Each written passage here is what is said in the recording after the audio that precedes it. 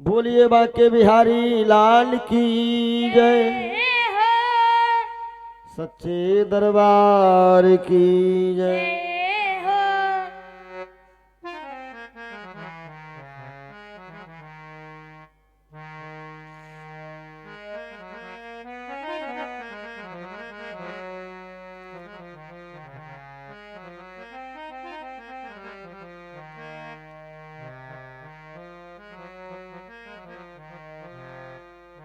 मेरा गोपाल गिरधारी जमाने से निराला है। मेरा गोपाल गिरधारी जमाने से निराला है।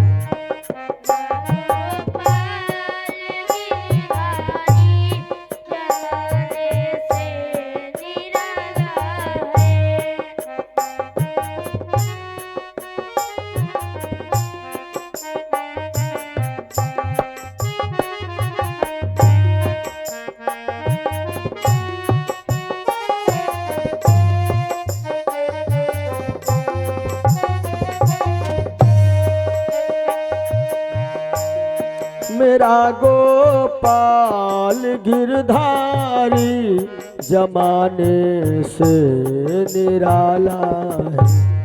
मेरा गोपाल गिरधारी जमाने से निराला है। रंगीला है रसीला है, रंगीला है रसीला है। न गोरा है न काला है, रंगीला है।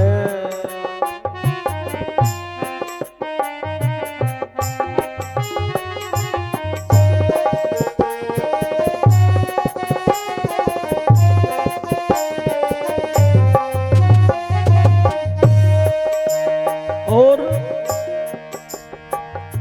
मेरा गोपाल गिरधारी जमाने से निराला है।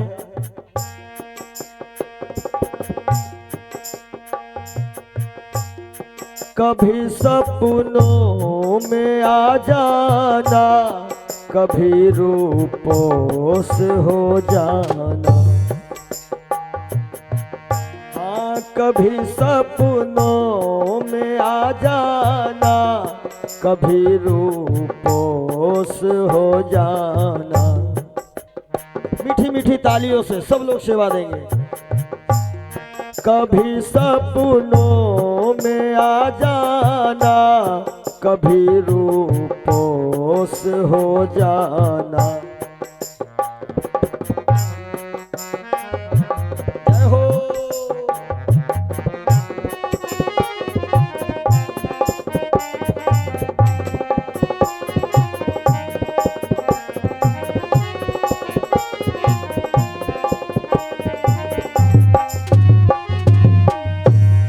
कभी सपनों में आ जाना, कभी रूपों से हो जाना।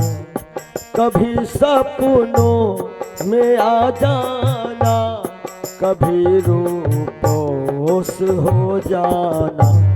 ये तरसाने का मोहन ने, ये तरसाने का मोहन ने निराला ढंग निकाला है। मेरा गोपाल गिरधारी जमाने से निराला है।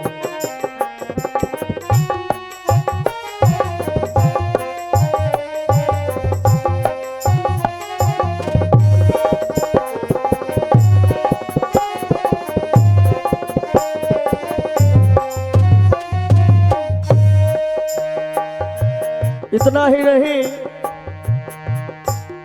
कभी उखल में बंध जाना, कभी ग्वालों में जा खेले। बोलिए श्याम प्यारे की जय हो।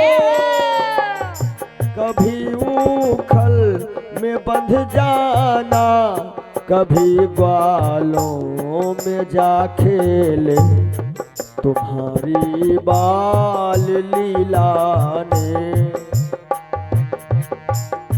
तुम्हारी बाल लीला ने अजब धोखे में डाला है। मेरा गोपाल गिरधारी जमाने से निराला है।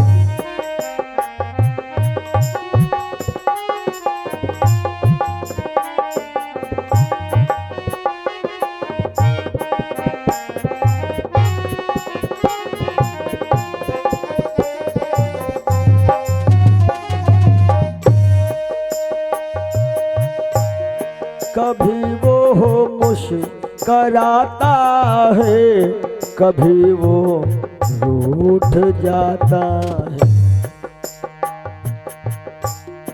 कभी वो मुस्कराता है, कभी वो रूठ जाता है।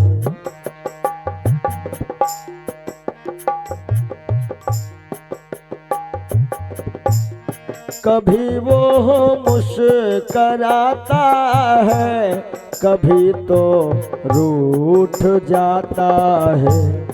इसी दर्शन के खातिर ही, इसी दर्शन के खातिर ही बड़े नाजों से पाला है। मेरा गोपाल गिरधारी जमाने से निराला है।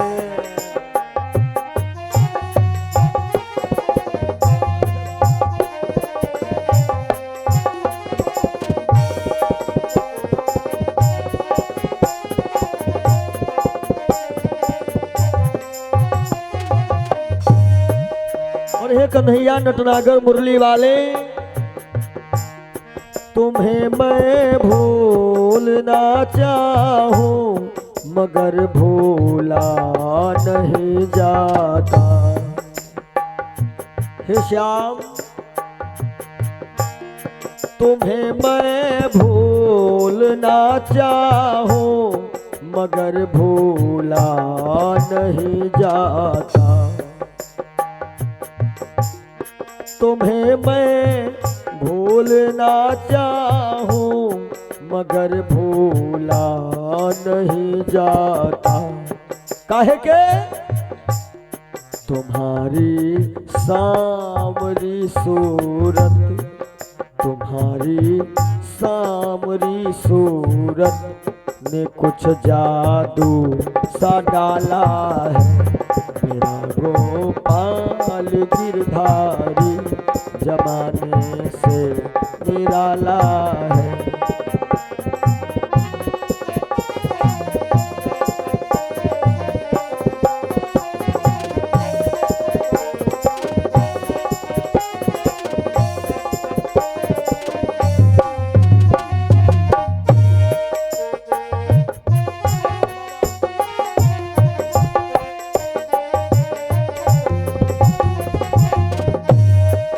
भक्त कहता है, प्रभु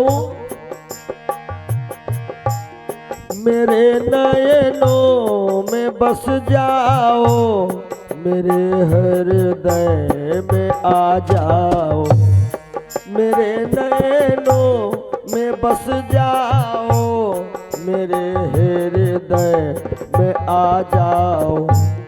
मेरे मोहन ये मन मंदिर, मेरे कान्हा ये मन मंदिर तुम्हारा देखा भाला है। मेरे गोपाल गिरधारी जमाने से निराला है।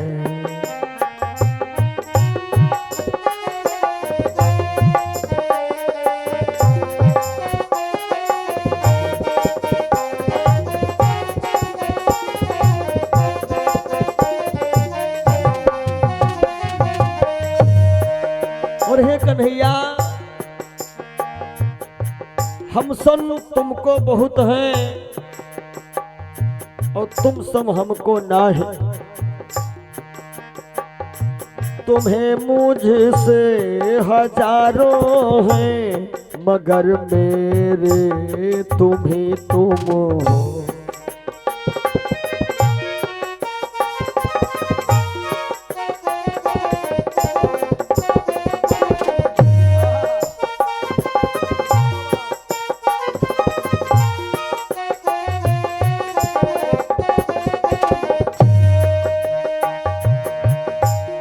तुम्हें मुझसे हजारों हैं मगर मेरे तुम ही तुम हो। तुम ही सोचो हमारी तो, तुम ही सोचो हमारी तो कोई ना सुनने वाला है। मेरा गोपाल गिरधारी जमाने से निराला है।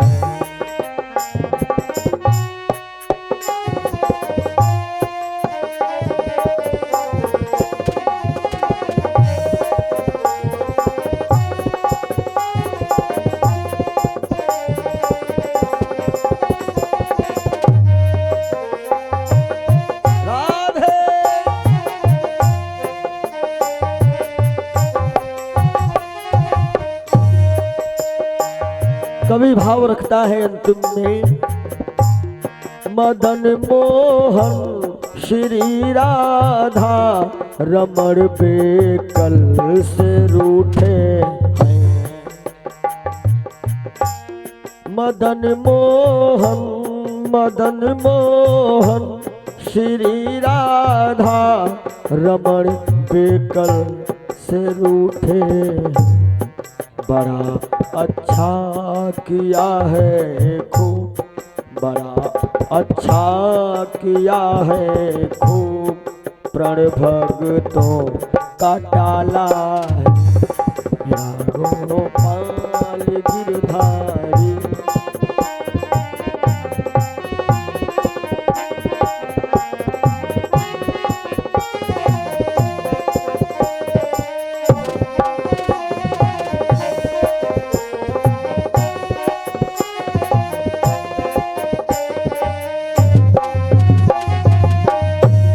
मेरा गोपाल गिरधारी जमाने से निराला है। मेरा गोपाल गिरधारी जमाने से निराला है। मेरा गोपाल गिरधारी जमाने से निराला है। रंगीला है रसीला है, रंगीला है रसीला है, न गोरा है न काला है। मेरा गोपाल गिरधारी जमाने से निराला है।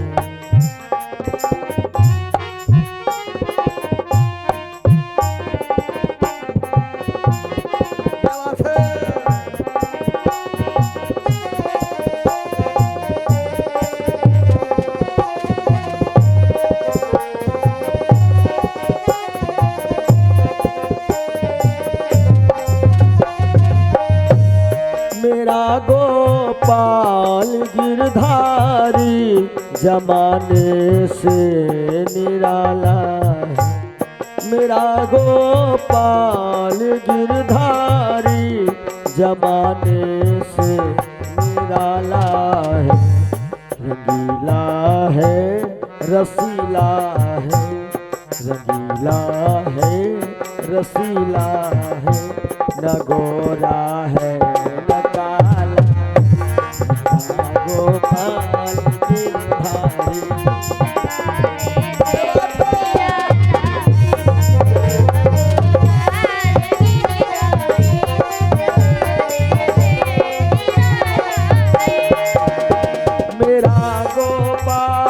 गिरधारी जमाने से निराला है, रंगीला है रसीला है, रंगीला है रसीला है, न गोरा है न काला।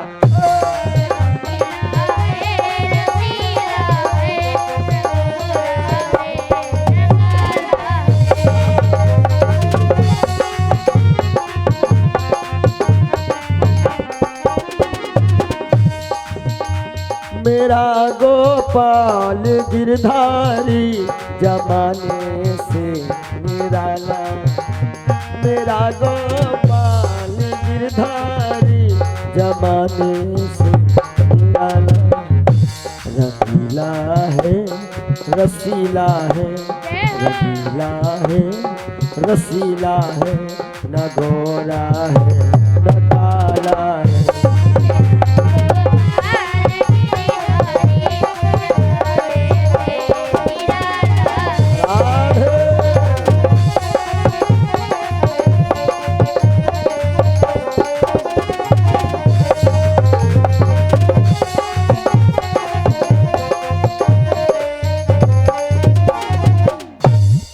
श्याम प्यारे की हारे के सहारे की जय।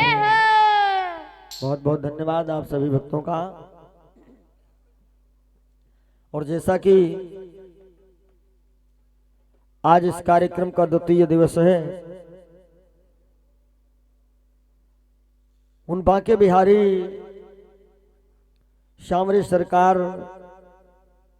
जिनकी कृपा से हम लोगों को एक बार फिर अवसर मिला है सत्संग करने का,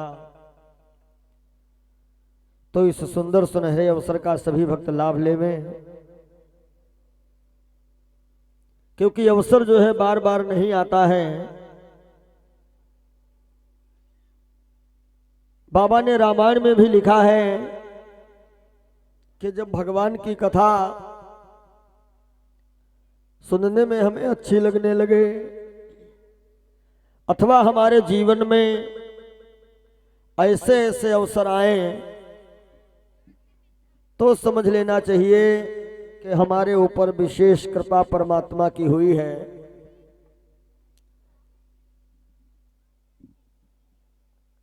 कलयुग में मोक्षदायिनी है श्रीमद् भागवत महापुराण की कथा, जिस कथा के श्रवण मात्र से प्राणी को मोक्ष मिलती है। भक्ति के दोनों लड़के थे, ज्ञान वैराग्य, इन दोनों लोगों का कल्याण श्रीमद् भागवत महापुराण के माध्यम से होता है। तब भक्ति ने यह वचन दिया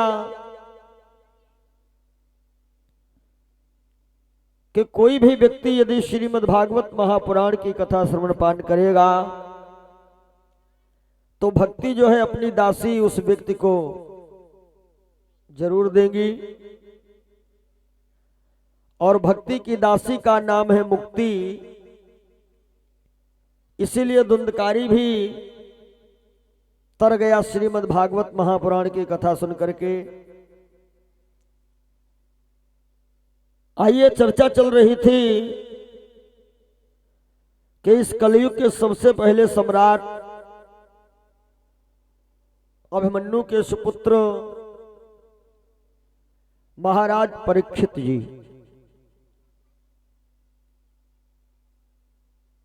इनको जिस समय राजा बनाया गया, पांडवगढ़ राजभार सौंप करके चल दिए। और चलते चलते भैया भीम ने और धर्मराज युधिष्ठिर ने यह बताया कि बेटा इस बक्से का ताला कभी मत खोलना। तो परीक्षित जी ने कहा ठीक है, हम ताला नहीं खोलेंगे। देखो, एक तो नए नए राजा बने हैं, उस समय कुछ ज्यादा बक्से पर दिमाग भी नहीं दौड़ाया। एक दिन जब समय आ गया तो महाराज परीक्षित ने कर्मचारियों से कहा कि ऐसा करो वो बक्सा दरबार में लेकर के आओ। बक्सा आ गया। परीक्षित ने कहा इस बक्से का ताला बहुत जल्दी खोल दिया जाए। जितने दरबार में बड़े बुजुर्ग बैठे थे उन्होंने मना किया कि देखो आप राजा जरूर हैं, लेकिन बूढ़े होने के नाते से हम तुमको ये समझा रहे हैं कि जब तुम्हारे बाबा लोगों ने मना किया है तो काहे बक्से के चक्कर में पड़े हो। लेकिन कहते हैं जब विनाश का समय आता है ना भैया, तो लोग बताते बढ़िया बात है, लेकिन अपने को वो सुनने में बड़ा खराब बात लगती है।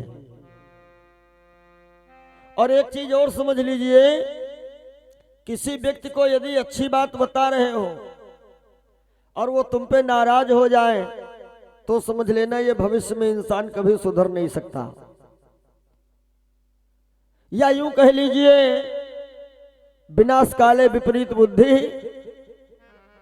परीक्षित ने कोई ध्यान नहीं किया और सबको डांट दिया। कहा देखो राजा जो भी करता है सब न्याय है, मैं बक्सा खुलवाऊंगा। ताला खुला, बक्सा खुला, तो बक्से में निकला क्या? बक्से में एक बक्सा ही निकला। कर्मचारी हंसने लगे, आपके बाबा लोग बताओ बक्से में बक्सा बंद कर गए। परीक्षित ने कहा खोलो इसमें भी कुछ होगा। उसको खोला, महाराज इसमें एक बक्सा ही और रखा है। परीक्षित ने कहा खोलते रहो, कुछ न कुछ तो निकलेगा ही। अब निकल क्या रहा है? बक्से में बक्सा, बक्से में बक्सा, बक्से में बक्सा। धीरे धीरे 7 बक्से खुल गए। और जब 7वें बक्से को खोला उसमें देखो क्या निकल रहा है कि बक्से के अंदर बक्सा था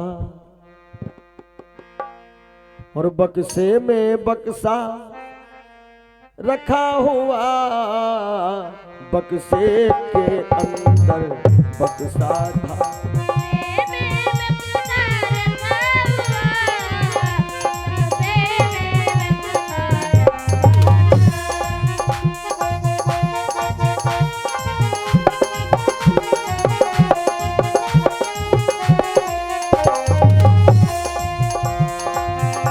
बक्से के अंदर बक्सा था और बक्से में बक्सा रखा हुआ।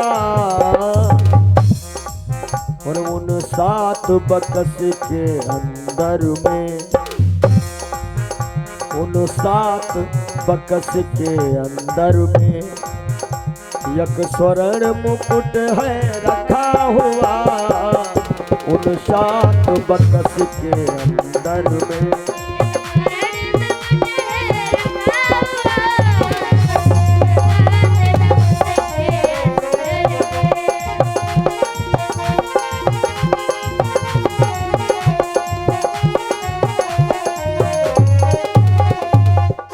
बक्से के अंदर बक्सा है, बक्से में बक्सा रखा हुआ। और उन 7 बक्स के अंदर में एक स्वर्ण मुकुट है रखा हुआ। माने 7वें बक्से को जब खोला तो उसमें बड़ा सुंदर एक कीमती सोने का मुकुट निकला। अब परीक्षित ने क्या सोचा कि ये कीमती मुकुट है और हमारे बाबा लोग इतने डरपोक थे कि कोई मुकुट छीन ले जाएगा, इसलिए ये मुकुट बंद कर दिए थे बक्से में।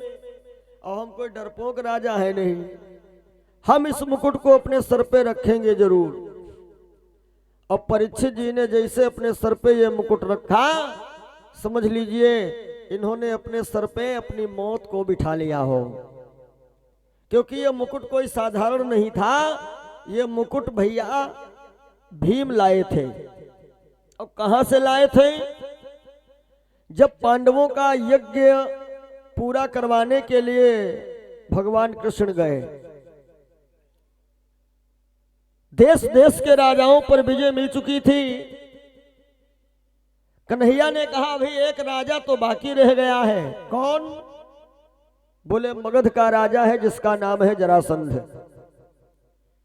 धर्मराज जी ने कहा ले जाओ सेना, कन्हैया बोले वहां सेना की आवश्यकता नहीं है, हमारे साथ अर्जुन और भीम को भेज दिया जाए तो काम हो जाएगा। अब अर्जुन और भीम को कन्हैया ले लिए साथ में, लेकिन अपना रूप क्या बनाए हैं? रूप अपना साधु का बना लिए हैं।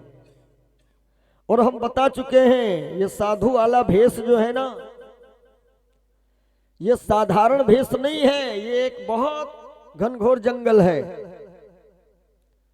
और इस जंगल में न जाने कैसे कैसे दुष्ट भी छिपे हुए हैं, और उन्हीं दुष्टों की वजह से आज के समय में जो अच्छे भी संत हैं, लोग उनको भी दूसरी दृष्टि से देख रहे हैं। सज्जनों, तीन तीन महात्मा जैसे जरासंध की ड्योढ़ी पर पधारे, मानो जरासंध के खुशी का ठिकाना न रहा, क्योंकि एक महात्मा आ जाए तब तो भगवान की कृपा, और जिसके दरवाजे तीन तीन महात्मा आ जाए तो ये तो विशेष कृपा है परमात्मा की। जरासंध बड़ा गदगद हुआ और लाई करके जल तीनों महात्माओं के चरण पखारे। क्यों? क्योंकि नवधा भक्ति में सबसे पहला स्थान भक्ति का जो है ना, वो संतों के साथ में ही है। विद्वान लोग कहते हैं कि अच्छी बनेगी तेरी किस्मत जगेगी, कब? जब संतन के संग लागरी,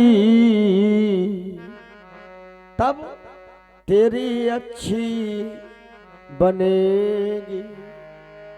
आओ सब लोग तालियों की सेवा करो और बोलो कि संतन के संग लागरी तेरी अच्छी बनेगी।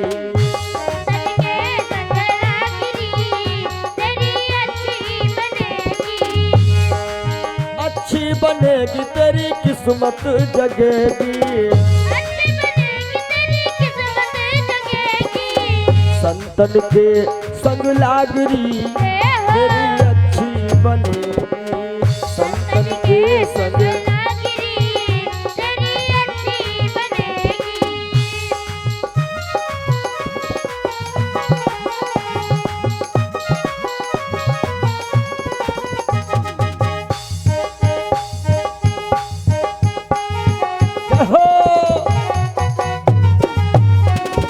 सभी लोग तालियों की सेवा दीजिएगा।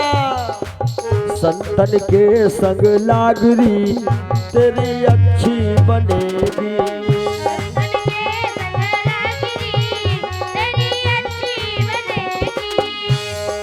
अच्छी बनेगी तेरी किस्मत जगेगी, अच्छी बनेगी तेरी किस्मत जगेगी, संतन के संग लागरी। बोलो संत समाज की, संतन के संग लागरी तेरी अच्छी बनेगी।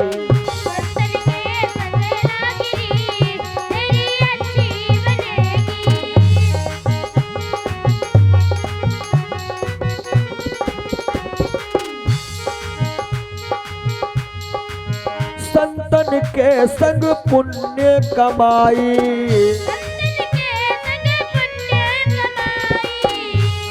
हाँ पुण्य कमाई है पुण्य कमाई, रामचरण अनुराग रे, रामचरण अनुराग रे तेरी अच्छी बनेगी।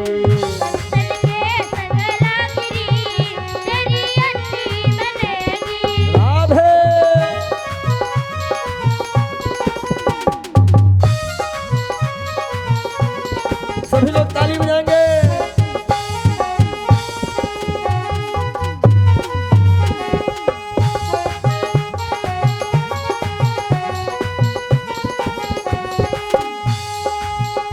और ध्रुव की बन गई प्रहलाद जू की बन गए,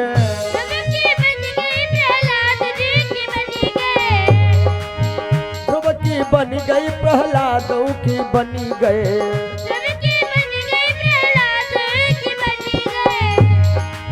ध्रुव की बन गए प्रहलाद जी की बन गए, ध्रुव जी की बन गई प्रहलाद जू की बन गए। और हरि सुमिरन में जागरी, हरि सुमिरन में जागरी तेरी अच्छी बनेगी, संतन के संग लागरी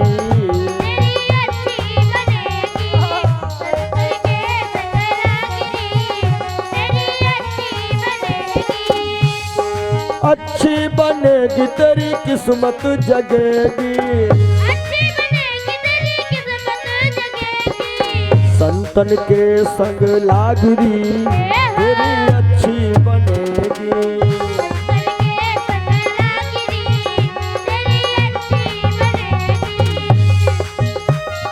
राधे राधे।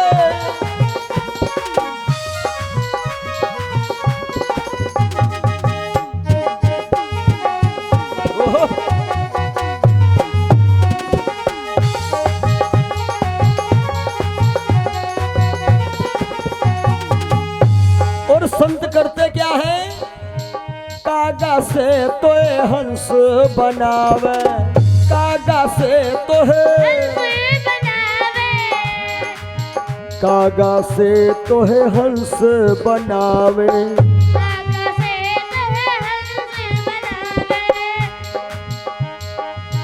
कागा से तोहे हंस बनावे,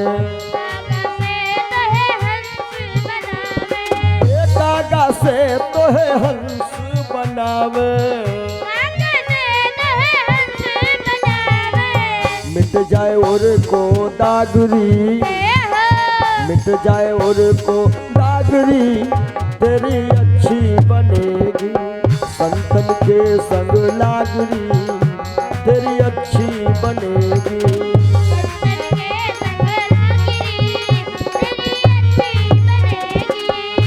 हे अच्छी बनेगी तेरी किस्मत जगेगी,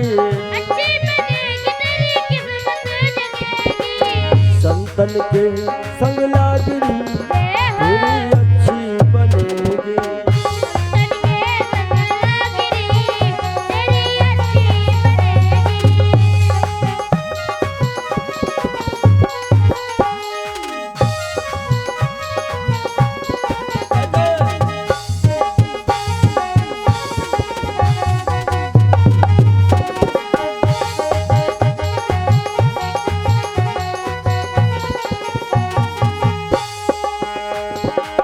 मोहन सा में बहुत दिन सोए,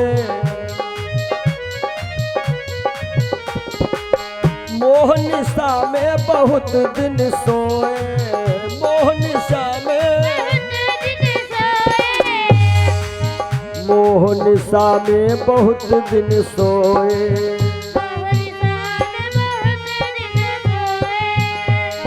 हाँ मोहन सा में बहुत दिन सोए, मोहन सा में बहुत दिन सोए,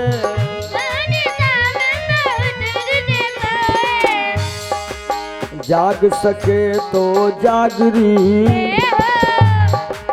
जाग सके तो जागरी तेरी अच्छी बनेगी, संतन के संग लागरी तेरी अच्छी बनेगी।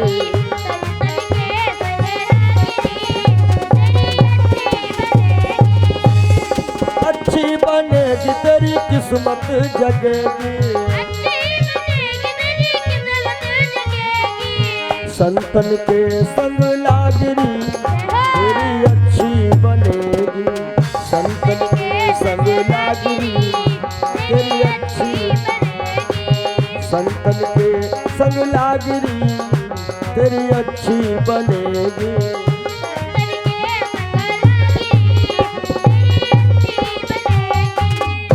बोलिए श्री संत समाज की जय। सच्चे दरबार की जय। संतन के संग लागरी तेरी अच्छी बनेगी। आज जरासंध जो है बड़ा प्रसन्न हुआ। तीन तीन संत जिसके दरवाजे आए हों, तीनों संतों के चरण पखारे और अपने घर में जल छिड़का। उसके बाद जरासंध ने हाथ जोड़ करके कहा, महाराज हमारे लायक कोई सेवा बताओ।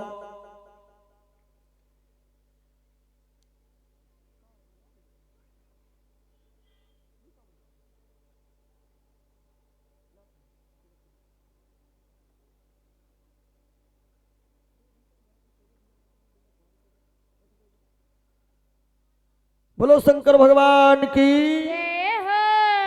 जयकारे में सब मुंह उठा कर लो, कोई पैसा नहीं पड़ना है। बोलो सच्चे दरबार की। जरासंध कहता है, महाराज जी हमारे लायक कोई सेवा बताइए। तो भगवान कृष्ण बड़ा प्रसन्न है कि शायद तूने हमें पहचाना नहीं। कन्हैया बोले, महाराज जी हम तुमसे कुछ मांगने के लिए आए हैं। जरासंध ने कहा, मांगो महाराज। तो कन्हैया बोले, ऐसा ना हो कि हम आपसे मांगे और आप इनकार कर दो। जरासंध ने कहा, इनकार तो हम कतई कर नहीं सकते, एक बार मांग करके तो देखो। नहीं नहीं आप इनकार कर देंगे। जरासंध ने कहा, मांगिए तो सही, आप मांगना क्या चाहते हैं। लेकिन जरासंध ये नहीं जान पा रहा है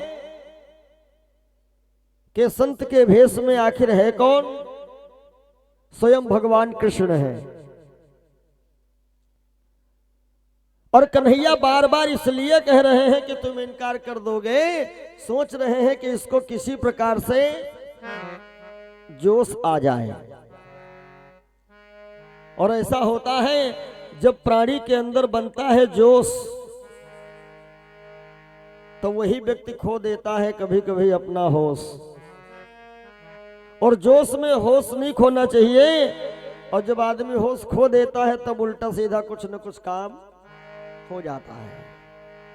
और कन्हैया यही कह रहे हैं बार बार कि तुम इनकार कर दोगे। आखिर को जरासंध को जोश आ ही गया और कन्हैया से कहता है, त्रैवाचक करता 3 बार, जो मांगोगे सो पाओगे। और महात्मा सुनो, ये जरासंध की देवढ़ी है, तुम खाली हाथ न जाओगे। जरासंध की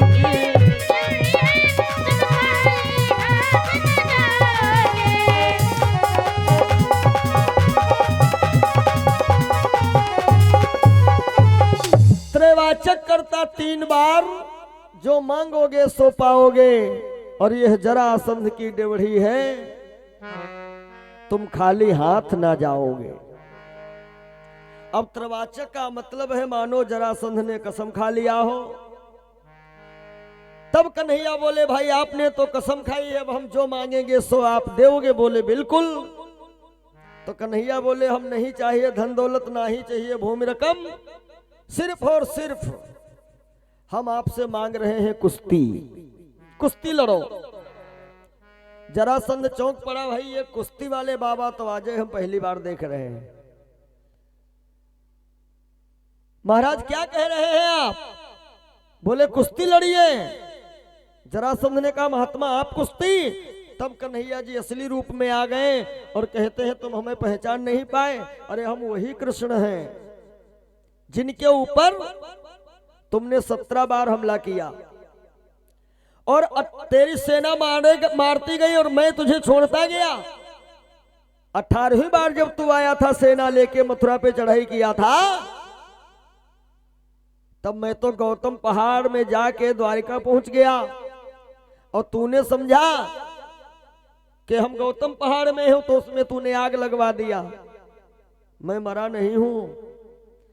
अब जरासंध अंदर से घबराया कि 18 बार हम बच गए हैं, आज हमें लगता है नंबर आ गया। बड़ा चतुर है ना। जरासंध कहता देखो कुश्ती तो हम लड़ जाते, मैंने त्रवाचक भी कर दिया है। समस्या ये है इस समय हम आपके भेष का सम्मान कर रहे हैं, और सज्जनों भेष जो होता है ये भेष प्रधान माना गया है। कहा हम इस भेष का सम्मान करते हैं और एक राजा एक महात्मा से कुश्ती लड़े, ऐसा नहीं हो सकता, मैं नहीं लड़ पाऊंगा।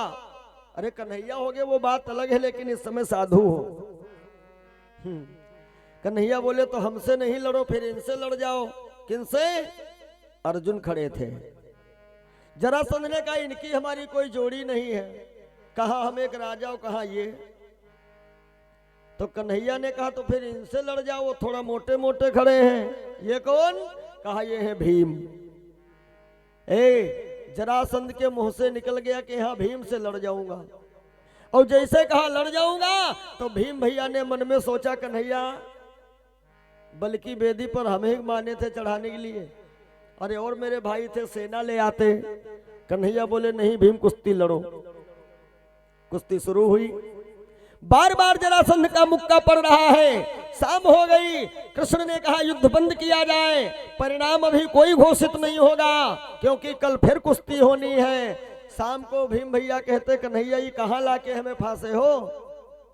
कन्हैया बोले भीम बुज़दिल मत बनो, और सुनो कल जब कुश्ती लड़ना तो जब हम बोल दे शाबाश भीम हमें देख लेना, जो इशारा हम करे वही काम तुम करना, काम हो जाएगा। तो भीम भैया ने कहा तो कन्हैया ऐसा करना शाबाश थोड़ा जल्दी बोल देना। पता लगा हम शाबाशे के इंतजार करते रहे। अगले दिन कुश्ती शुरू हुई। जब जब मुक्का पड़ता जरासंध का, कृष्ण की तरफ देखते हैं अर्जुन वो भीम भैया मुड़ के, तो कन्हैया केवल मुस्कुरा रहे हैं, शाबाश नहीं बोल रहे हैं। क्यों? क्योंकि उन परम पिता परमात्मा का कहना है ना, वो ईश्वर कहते हैं कि हम तुम्हारी मदद कब तक नहीं करेंगे जब तक तुम अपने में सक्षम रहोगे। यदि तुम्हारे अंदर ये विचार है कि हम कुछ हैं, तो प्रभु जी कहते जब तुम्हें कुछ हो तो हमसे मतलब का, अपना केस अपने आप संभालो। और उनकी मदद मिलेगी कब? जब हमारे आपके अंदर यह विचार होगा। कौन सा विचार? आओ सब लोग गुनगुनाओ कि अब सौंप दिया इस जीवन का सब भार तुम्हारे हाथों में। अब सौंप दिया इस जीवन का सब भार तुम्हारे हाथों में। सभी लोग तालियों की सेवा देते हुए बोलिएगा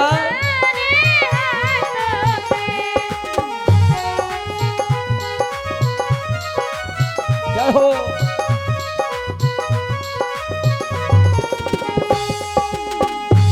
अब सौंप दिया इस जीवन का सब भार तुम्हारे हाथों में। अब सौंप दिया इस जीवन का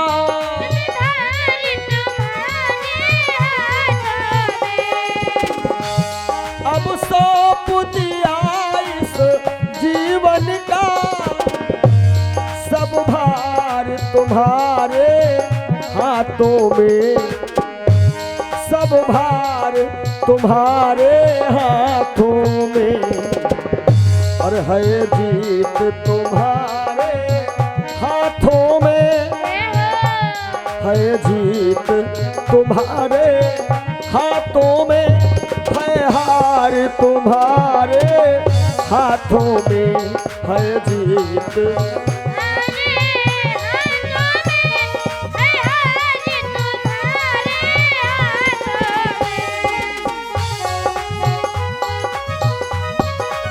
हो।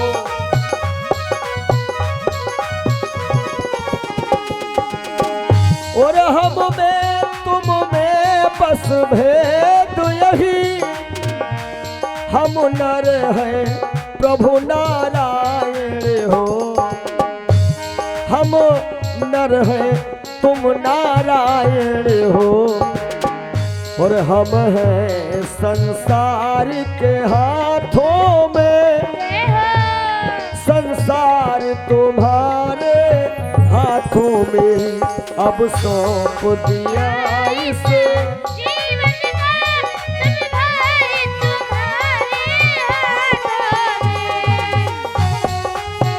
में। राधे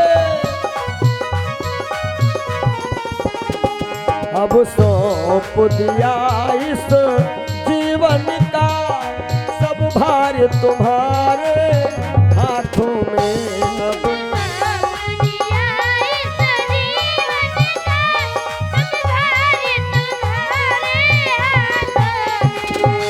बोलो भक्तों भगवान की। यानी प्रभु जी की कृपा जब हमें मिलती है, जब हमारे अंदर यह विचार बनता है कि त्राहिमाम शरणागतम। अच्छा, भीम अभी ये सोच रहे हैं कि जरासंध को हम ही परेशान कर रहे हैं, इसलिए कन्हैया मुस्कुरा रहे हैं। और अब की जब जरासंध का जोरदार मुक्का पड़ा, तब भीम को लगा कि अब प्राण गए। और कायदे से देवी देवता जब भी याद आते हैं जब कोई आफत आती है, उसके पहले नहीं। अरे पहले याद आ जाए तो आफत काहे आवे। दुख में सुमिरन सब करें और सुख में करे न कोई। एक बार सुख में करे ते दुख काहे को होए। जब कोई परेशानी होती है तब तो मंदिर भी जाएंगे, नैमिष आते हैं, जय ललिता महारानी थोड़ी कृपा कर दो। और परेशानी से जब छुटकारा मिल गया तब यदि कोई कहता भी है चलो नीमसार, तो कहते हैं क्या बताएं, इतना काम है हमारे पास, हमें लगता है ललिता महारानी हमें बुलाने नहीं चाहती हैं। और आफत आ जाए तो पूरा पूरा समय, ये समस्या है। अब भीम को लगा कि प्राण गए, तब भीम के मुंह से निकला दिल से हाय कन्हैया। और जैसे कहा हाय कन्हैया तो कन्हैया पीछे खड़े थे, ललकार के बोले शाबाश भीम। भीम ने देखा और मन में सोचा अभी शाबाश काहे बोले हो। तो भीम भैया ने देखा कन्हैया कर क्या रहे हैं। कन्हैया एक तिनका फाड़ के झर से 2 टुकड़े करके फेंक दिया। तो भीम भैया ने क्या किया, जरासंध को पकड़ा, बीच से झर से फाड़ के फेंक दिया। लेकिन वो तिनके तो पड़े रहे और जरासंध के दोनों टुकड़े आपस में आए के फिर जुड़े और ये फिर लड़ने लगा। अब भीम घबराए कि बताओ 2-2 टुकड़े शरीर के हो जाए, फिर जिंदा हो गया। इसकी भी बड़ी एक विचित्र कथा है कि जरासंध के पिताजी बड़ा दुखी रहा करते थे। घर में 2-2 रानी है, संतान किसी से नहीं हुई। तो एक संत जी की कृपा हुई, संत ने क्या किया, इनको एक फल दे दिया कि ले जाओ अपनी पत्नी को खिला देना, प्रभु कृपा हुई तो पुत्र जरूर मिलेगा। अच्छा, ये फल ला करके पत्नी को दे दिए। दोनों पत्नियों में इतना बढ़िया प्रेम था कि वो कह रही आप खाएं, वो कहती आप खाएं। अब दोनों रानियों ने विचार किया कि ऐसा करते हैं, आधा हम खा लें आधा आप खा लें।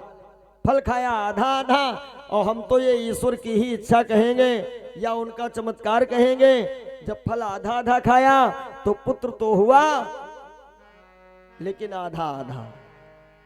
दोनों पत्नियों ने उन दोनों मांस के लोथड़ों को जंगल में फेंकवाया, जहां पर एक जरा नाम की राक्षसी निकल पड़ी। उसने देखा मांस पड़ा है, लाओ खा ले। और जैसे मांस के लोथड़ों को हाथ में लिया, ये दोनों टुकड़े आपस में जुड़ गए और ये बच्चा रोने लगा। इसी का नाम पड़ा है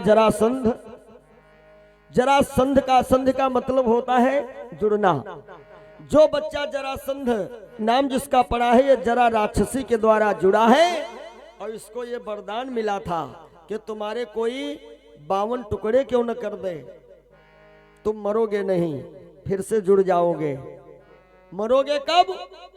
जब शरीर का दाहिना हिस्सा बाईं दिशा में और बायां हिस्सा दाहिनी दिशा में, यानी दिशा विपरीत यदि कोई टुकड़े फेंकेगा तब मरोगे। कन्हैया ने एक बार फिर ललकारा, शाबाश भीम। भीम ने देखा तिनका ही फाड़ रहे हो बार बार महाराज, हमें तो मेहनत लग रही है। तो कन्हैया ने अब की क्या किया, तिनका फाड़ के विपरीत दिशा में दोनों टुकड़े भेजे और भीम भैया ने भी जरासंध के टुकड़े 2 करके दायां बाएं बायां दाएं। अब जरासंध मरने लगा तो इसका मुकुट भीम भैया लेकर के चले। तब जरासंध की आत्मा श्राप दे रही है, भीम मेरा मुकुट तो लिए जा रहे हो, परंतु याद रखना तुम या तुम्हारे परिवार का कोई भी सदस्य जब कभी इस मुकुट को अपने सर पे धारण करेगा तो जिस दिन ये मुकुट सर पे रखेगा ठीक 8वें दिन, यानी वही दिन जब लौट करके आएगा तो उसकी होगी मृत्यु। ले जाता मेरा मुकुट मूर्ख, लेकिन एक दिन पछताएगा। और श्राप क्या दिया कि रखेगा इसको जो सर पे, वो 8वें रोज मर जाएगा।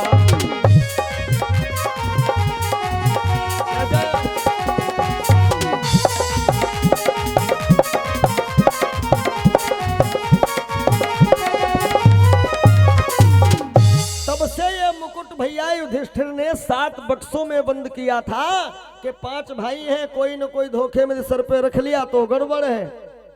अच्छा, परीक्षित को पता नहीं था, जवानी में जोश ज्यादा है, होश है नहीं, नए नए राजा बने हैं, कहे नहीं क्या। वही मुकुट सर पे रख लिया, मानो अपनी मौत को बुला लिया। और वही मुकुट सर पे रख करके आज महाराज परीक्षित घोड़े पर सवार होके जिस समय चलते हैं शिकार करने, अपशगुन तो घर से ही शुरू हो गए। इनकी पत्नी का नाम नवलदे था। समय के अभाव से ज्यादा विस्तार न बढ़ाते हुए इनका परीक्षित जी का विवाह जो है नागलोक के राजा बासु की कन्या नवलदे के साथ में हुआ था। नवलदे को अपशकुन तो हो रहे हैं, लेकिन परीक्षित जी इस पर विचार किए ही नहीं, क्योंकि जब विनाश का समय आता है तो बुद्धि विपरीत हो जाती है। जिस समय महाराज परीक्षित जंगल में शिकार ढूंढ रहे हैं, शिकारी और व्यभिचारी की नजर एक जैसी होती है। अचानक इनके कान में आवाज सुनाई पड़ी, परीक्षित जी के कान में आवाज आई, कौन सी? कि कौन है आज मेरी लाज बचाने आए,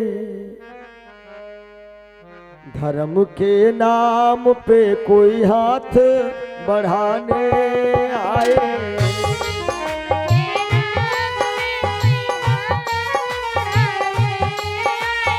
जय हो।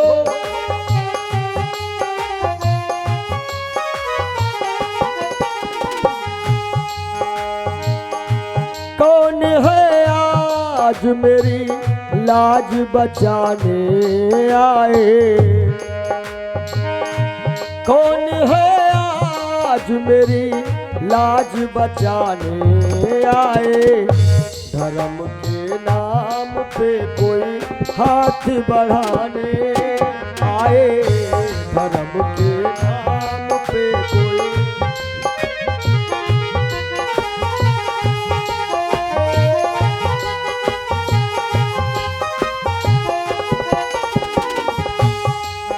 इतना ही नहीं, कौन है वीर जो परतंत्र दुखारी माँ को, कौन है वीर जो परतंत्र दुखारी माँ को, बेड़ियाँ काट के आज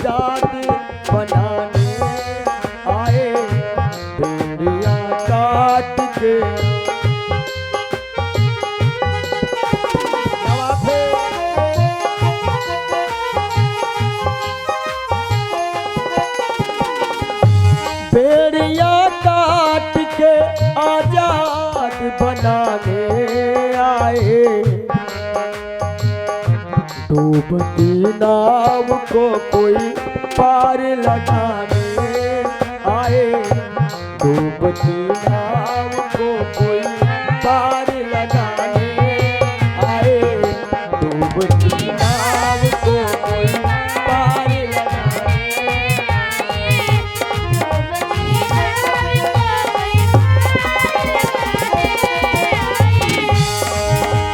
हाँ, डूबती नाव को कोई पार लगाने आए। कौन है आज मेरी लाज बचाने आए।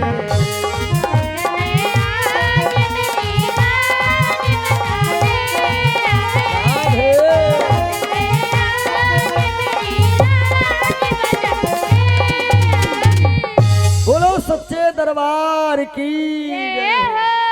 राम कृष्ण लाल की जय हो।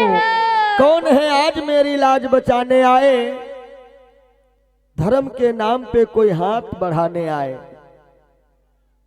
सज्जनों,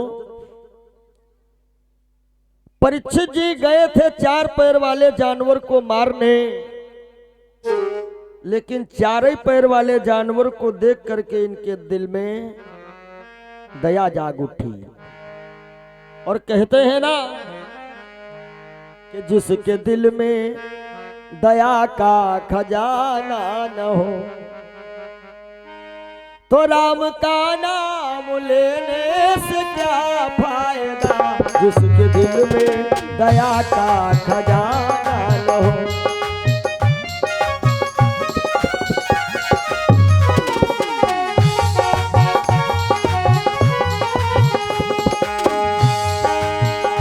जिसके दिल में दया का खजाना न हो, राम का नाम लेने से क्या फायदा। राम का नाम लेने से क्या फायदा। दान में हाथ आगे बढ़ाया नहीं। श्याम जी, हाँ, दान में हाथ आगे बढ़ाया नहीं। खाली माला घुमाने से क्या फायदा। दान में हाथ आगे बढ़ाया नहीं।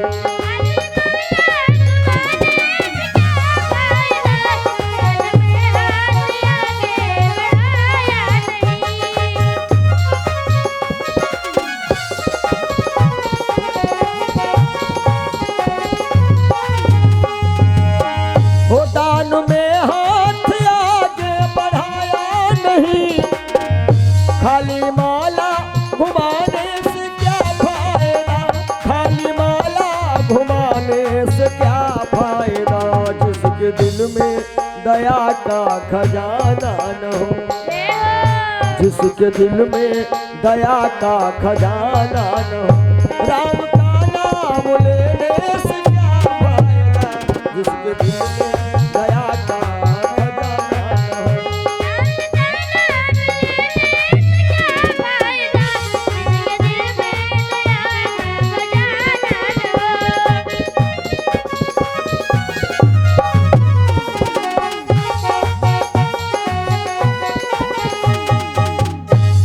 दिल में दया का खजाना ना हो, राम का नाम लेने से क्या फायदा। राम और सीताराम गाए जा, सीताराम गाए जा। राम जी के चरणों से मन को लगाए जा। सीताराम सीताराम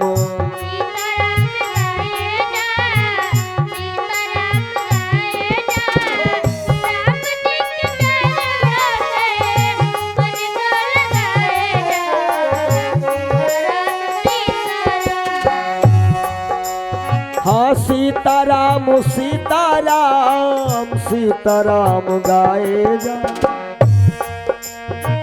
सीताराम सीताराम सीताराम गाए जा। सीताराम सीताराम सीताराम गाए जा। सीताराम गाए जा। राम जी के चरणों में मन को लगाए जा। सीताराम सीताराम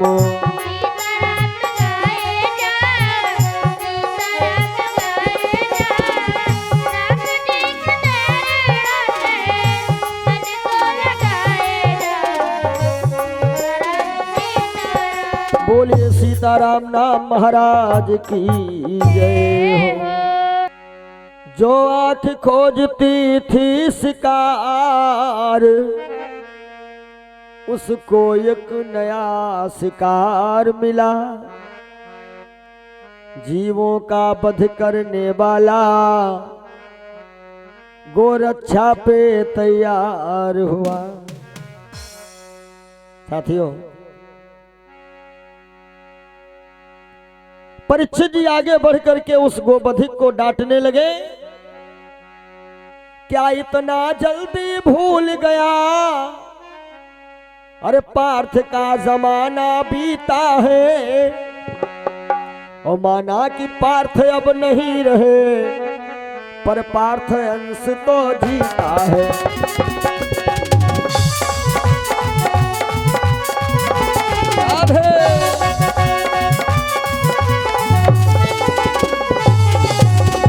मैं तुझे जिंदा नहीं छोड़ूंगा। ओहो, गाय दौड़ करके आ गई। महाराज, हम कोई साधारण गैया न समझिएगा। फिर अरे कहा, हम तो है पृथ्वी और हमारे पीछे ये बैल नहीं है, ये स्वयं धर्मराज जी हैं।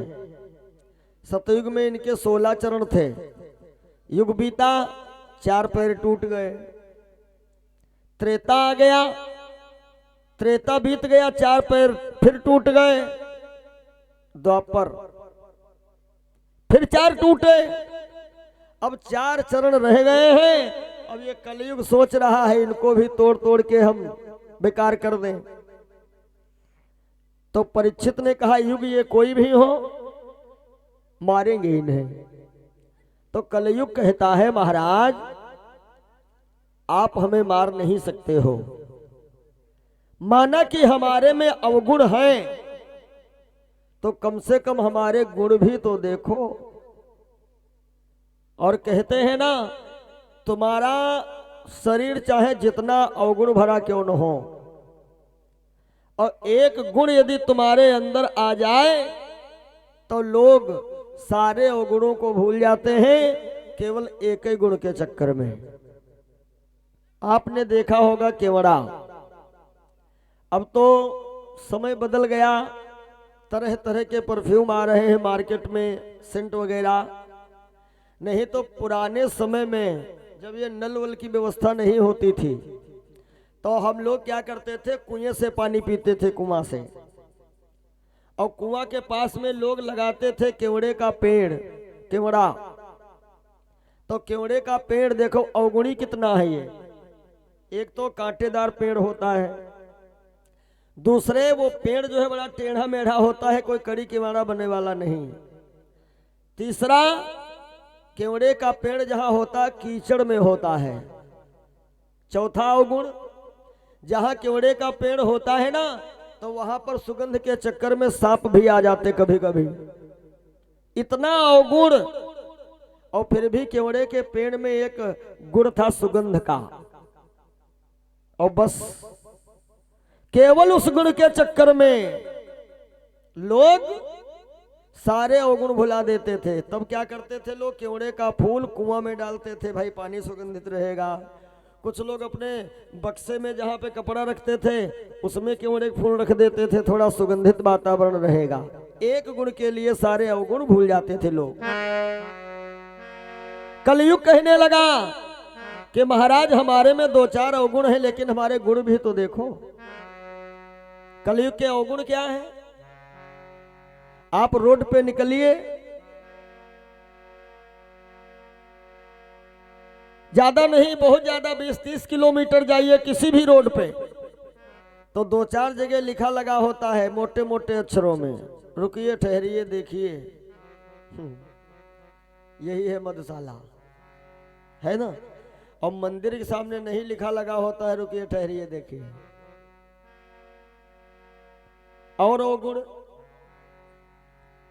धार्मिक कार्य हो रहा है, दान देने में, चंदा देने में 100 बार सोचेंगे, इतने नहीं, इतने सही है। और कहीं कलयुग की महारानी का नाच करा दियो, फिर चाहे 10% लाओ एक पड़े, चाहे भैंसा बेचे एक पड़े, फरमाइश कटी है जरूर। और अवगुण,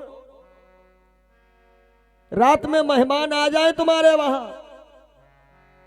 और मानो दूध नहीं है चाय के लिए, तो शायद 10 बजे रात में पड़ोसी के वहां दूध न मिली, और दारू महारानी जरूरत हो तो चाहे रात के 2 बजे हो। और दूध ये अमृत है, अमृत। अमृत बिक रहा है गली गली, दूधिया लोग गली गली बेच रहे हैं अमृत, और दारू महारानी ठौर बैठे बिका रहे हैं। ये कलयुग ही तो है। इतना बड़ा अभी कोरोना वाला कहर हालांकि निपटा नहीं है, अभी भी चल रहा है थोड़ा बहुत। नहीं तो पिछले दिनों में देखो जब लॉकडाउन लगा, हर जगह कोरोना की मार, दारू महारानी नहीं बिका, बंद भाई। वाह, मानिए ये 2-4 अवगुण हैं, लेकिन कलयुग का सबसे बड़ा गुण एक है। वैसे गोस्वामी बाबा ने रामायण में तो लिख दिया है कि कलयुग के समान धन्य कोई दूसरा युग है ही नहीं। कलयुग सम नहीं आन युग, जो नर कर विश्वास। क्योंकि अन्य युगों में यह सिस्टम था कि भगवान का भजन करना है, अपन जमीन जायदाद सब बच्चन का सौंपो, जंगल में जाए के भजन करो। कलयुग में कोई जरूरी नहीं कि जंगल बंगल घूमो, अपने बीबी बच्चों के साथ बैठ करके भी भजन कर सकते हो। हाँ, और जो फल मिलता था सतयुग त्रेता द्वापर में तपस्या करने से, यज्ञ करने से, वो फल हमें कलयुग में कैसे मिलता है? यज्ञ करें बड़ा खर्चा हो, तपस्या कर न पई हो, और फल वही हमें लेना है। तो क्या करना है? श्रद्धा विश्वास के साथ सच्चे मन से नाम का सुमिरन कर लो, केवल 24 घंटे में एक बार, 1 मिनट के लिए। कलयुग में यूं जरूरी ना है कि 5 घंटा मंदिर में बैठो। किसान आदमी गैया भी पली हैं, भैंसिया भी पली हैं, वो भूखे प्यासे चिल्लाए रहे, तुम मंदिर में यहाँ घरियार बजाए रहे हो, तो कहाँ फायदा हुई है? नहीं, 1 मिनट नाम ले लीजिए उनका विश्वास के साथ। और विश्वास कैसे करो? जैसे साधारण आदमी पर विश्वास कर लेते हो। नाई की दुकान जाते हो दाढ़ी बनवाने, कहे नाई की दुकान दाढ़ी बनवाने गए, और नाई भैया ने क्या किया? दाढ़ी में लगा एक साबुन, कुर्सी में लपेट दे कपड़ा। अब तुम्हें पक्का विश्वास है कि इनका छुरा दाढ़ी पे ही चलेगा, आंखें बंद किए बैठे रहा था, और वो दाढ़ी बजाय जो तुम्हारे टटुआ पर 2 राउंड मारने फटे। लेकिन नहीं, तुम्हें पक्का विश्वास है उन पर, ही ना करी है। अब कुछ लोग कहा पंडित जी भगवान तो हम देखा ना है, विश्वास कैसे करी? हम तो कहते यूं बताओ, हम लोग जब बाहर कहीं जाते हैं सफर के लिए तो स्टेशन पर लाइन लगा के टिकट लेते हैं, या ऑनलाइन सीट बुक करवाते हैं ट्रेन की। तो का ट्रेन के ड्राइवर देखे हो, बूढ़ा है कि जवान, चलाए पावत है कि नहीं? ड्राइवर देखे नहीं हो, लेकिन टिकट कटाए बैठे हैं, और विश्वास पक्का है ड्राइवर हमका हरिद्वार पहुंचाई हूं। तो का देखे तो हो ना, लेकिन विश्वास तुम्हारा पक्का है, और पहुंचते हैं हम लोग मंजिल तक। तो जब साधारण मानव पर तुम्हारा इतना पक्का दृढ़ विश्वास रहता है, तो फिर हम परमात्मा पे क्यों न विश्वास करें? कलयुग में यही तो एक विशेषता है। एक बार क्या हुआ, एक पंडित जी थे, कथा कहते थे संस्कृत वाली। तो कलयुग महाराज आए तो बोले पंडित जी कथा के बीच बीच थोड़ा हमारे बाबत में लोगों को बता दिया करिए, क्योंकि लोग हमें बड़ा बदनाम कर रहे हैं। तनको बात बिगड़े लोग कहे नहीं लागत रे भैया अब तो कलयुग है ना, लोग कहे लागत है। तो कलयुग महाराज ने कहा पंडित जी लोग हमारी बड़ी बदनामी कर रहे हैं, तो जब कहीं कथा पे जाया करो तो थोड़ा हमारे विषय में ये बता दिया करो, हम इतना बेकार नहीं है भैया। अच्छा पंडित जी रहे बड़े विचित्र। पंडित जी बोले नहीं नहीं हम कलयुग बारे में नहीं बताओगे, हमका टाइम हम कथा कथा कहबे। तो कलयुग महाराज बोले तो फिर महाराज समझ लो तुम कथा हो ही नहीं तुम्हारे कहूँ। अरे पंडित जी भिड़ गए कलयुग महाराज से, क्या बात कर रहे हो तुम, कैसे नहीं होगी, हम कथा कहेंगे, कलयुग के विषय में कुछ नहीं बताएंगे। तो कलयुग महाराज ने कहा ठीक कोई बात नहीं। अब पंडित जी की कथा चल रही और कथा के हो गए 4 दिन और ज्यादा भीड़ भाड़ 3-4 दिन के बाद हो कथा, भीड़ बहुत। तो कलयुग महाराज बढ़िया एक 4 खाने का तहमल पहन लिए और हाथ में एक झोला ले लिए और एक बढ़िया सा गड़ासा ले लिए। जहां कथा चल रही थी आए गए खट्टस, कहन पंडित जी रुको कथा रोको। क्या हुआ? कहला कि महाराज इसमें हम 5 किलो झोला में मांस लाए हैं, तो इका घरे लिए जाए और भैया के मुरना में एक बार 10 किलो ले रहा हूं, का हिसाब कब करी हो? अब जत्ते श्रोता बैठे रहे कहला का ये पंडित हम लोगन तो कहते हैं भैया शाकाहारी बनो और खुद 10-10 किलो उड़ाए ना। कलयुग महाराज चले गए। अब पंडित जी बहुत सफाई दीन के भैया ये कलयुग रहा भैया मानो हमार हम बहुत शुद्ध हैं। लोग कहीं नहीं महाराज कथा था हो गया जाओ घरे जाओ। पंडित जी भगाए दिए गए। गांव बाहर कलयुग महाराज फिर मिल गए, पंडित जी अब यहीं चेत जाओ, कथा कहे जावा करो, हमार लोग बदनामी कर तो कम से कम लोगन के जानकारी तो दो हम क्या हैं। पंडित जी बोले अब तो कतई तुम्हार नाम ना लेवे कथा में हम, अब कोई थोड़ो कोई एक गांव थोड़ो हुआ ना कथा में, हम दूसरे गांव कहे जाए जा। अगले गांव गए हुआ, बड़ी प्रतिष्ठा थी पंडित जी की, बड़ी भीड़। अगले गांव में जब काफी भीड़ हुई तो कथा के 6ठे दिवस कलयुग महाराज वैश्या का रूप बनाए और पहुंच गए कथई। कथई चल रही थी, खट्ट से आए व्यासपीठ के तरफ और एक निकाले पान, कहें पंडित जी पान खाओ, और बहुत दिन से कोठा पे आयो नहीं आप, बड़ी याद आ रही थी तो हम सोचा लाओ कथे मिली आई। लोग कहलक भैया ये पंडित कौन मेल को है हो, भाई बिगड़ चुके हैं, ना ना इनकी कथा सुनना भी पाप है। पंडित जी होश भगाए गए। अब धीरे धीरे ये पोजीशन आ गई कि पंडित जी जहां कहीं जाते भी हैं भैया कथा सुन लो हम बहुत बढ़िया कही, तो लोग कहा था कथा तो कहने बढ़िया कही हो, खानो पान तुम्हारा बढ़िया है ना, नहीं महाराज तुमसे कथा था कुछ नहीं सुनबे। अब पंडित जी को सब बड़ा बुरी दृष्टि से देखने लगे, बहुत परेशान पंडित जी। तब एक दिन कलयुग महाराज फिर आए, पंडित जी का कुछ दिमाग में बात पड़ी? तो पंडित जी कहला बात तो पड़ी है, अब हम तुम्हारी बात लोगन तक कैसे पहुंचे, हमारा तो कोई कथा नहीं करा रहा। तो कलयुग महाराज कहला कथा के बात रही तो कथा कल फिर शुरू तुम्हार, लेकिन हमारे विषय में सबका बताओ जरूर कि हम इतने बुरे नहीं हैं। पंडित जी बोले कथा शुरू कैसे हुई है?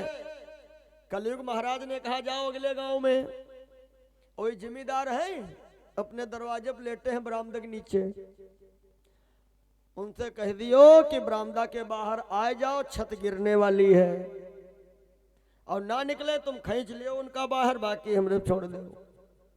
पंडित जी निकले और जमींदार भैया बैठे, चल रहा हुक्का। पंडित जी नथना दबाए, न जमींदार क्या है? कहें हमारा ज्ञान ये कह रहा है कि ये छत अभी गिर जाएगी तुम मर जाओगे। जमींदार कहला कि तुम ही से निकल लो महाराज, जितने ज्ञानी हो सब जानी थे, तुमरे ऐसे विद्वान खान पान देखो अपना। पंडित जी ने कहा महाराज हटो बाहर। जमींदार कहे नहीं हटो। तो पंडित जी दौड़े और जमींदार जी को पकड़ के बरामदा के बाहर घसीट लाए और उत्तम कलयुग महाराज धीरे से हल्की सी चोट दिए, पूरा बरामदा भरभरा बैठ गया। और जैसे बरामदा गिरा तो जमींदार पंडित जी के पाँव में पकड़ ले, महाराज तुम दुनिया के लिए कुछ हो लेकिन हमारे लिए भगवान हो, और तुम न होते तो हमारी जिंदगी अब है खत्म रहा है। महाराज तुम दुनिया के लिए कुछ हो, हमारे लिए ईश्वर हो, और हमका तुम कथा सुनाए दो। महाराज ले पंडित जी की फिर शुरू बनी फिजा। तो हर कथा में पंडित जी ये बात बताते हैं। और सुनो, वास्तव में कलयुग को बुरा मत कहो, बात बिगड़ती है, लोग कहते कलयुग नहीं। अरे हम लोग धन्य हैं जो इस कलिकाल में हम लोगों का जन्म हुआ है। गोस्वामी बाबा ने रामायण में लिखा है, कलयुग सम नहीं आन युग, जो नर कर विश्वास। विश्वास के साथ में नाम का स्मरण किया जाए, पूरा लाभ हमें मिलेगा।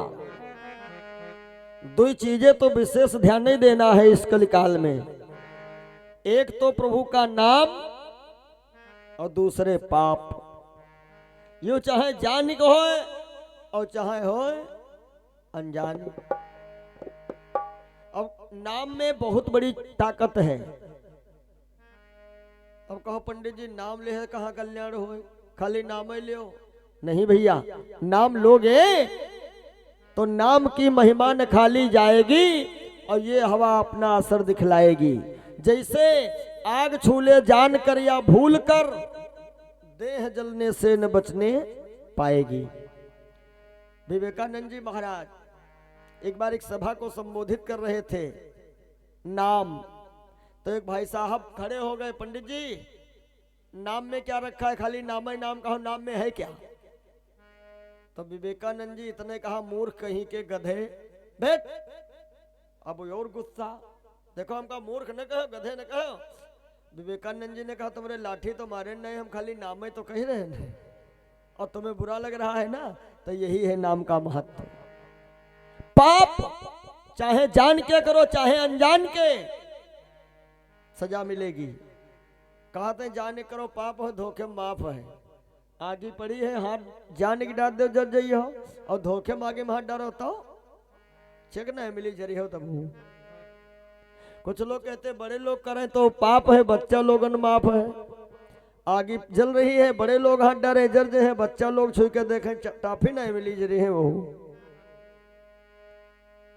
कि सतयुग में मोक्ष चाहते हो तो जन्म जन्म तक योग करो।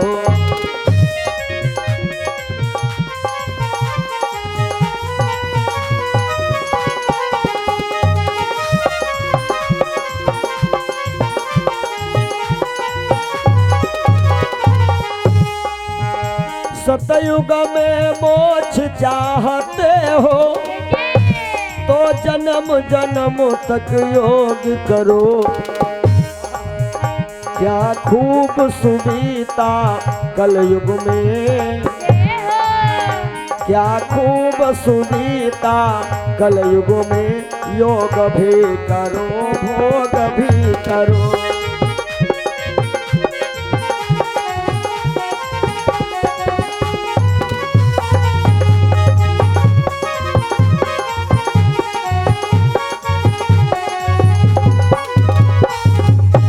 सतयुग में मोक्ष चाहते हो तो जन्म जन्म तक योग करो, और क्या खूब सुविधा कलयुग में, योग भी करो भोग भी करो।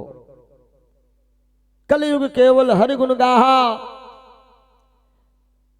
परीक्षित ने कहा तो ठीक है कलयुग महाराज, मानता हूं तुम्हारे में ये गुण बढ़िया है, लेकिन हमारी भी एक शर्त है। क्या?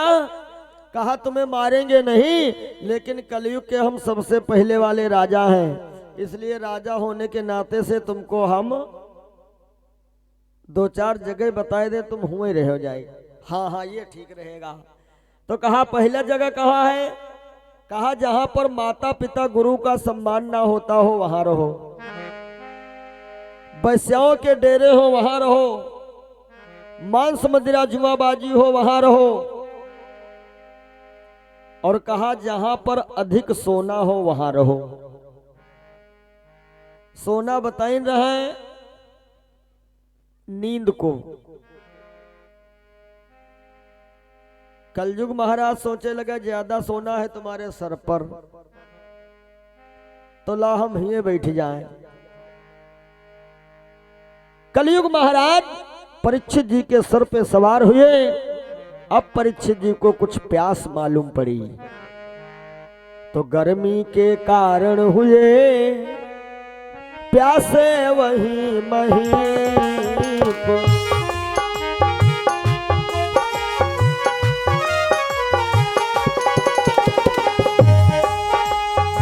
जा पहुँचे तत्काल फिर लोमस ऋषि के समीप।